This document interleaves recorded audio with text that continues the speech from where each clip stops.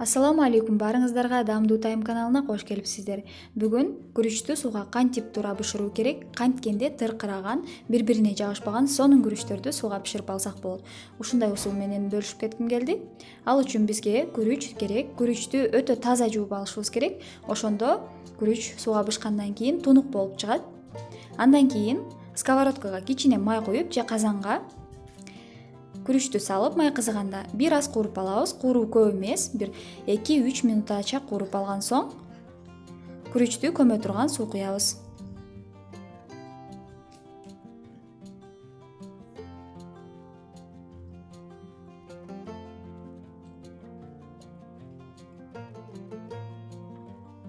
Мына ушундай көмүр көмгөндөн кийин 1 сантиметр өйдө ашканында жакшы. Себеби күрүчтөр ошондо өтө жумшак, назик болуп бышат. Андан кийин татымына жараша туз салып 20 минутага демдеп коебуз. Бирок учурунда ачып карап турганыңыз оң, себеби сууну күрүч өзүнө тартып, астына алып кетиши мүмкүн. Ошондуктан эгер суусу түгөнүп калган болсо, албетте бир аз суу куйсаңыз болот.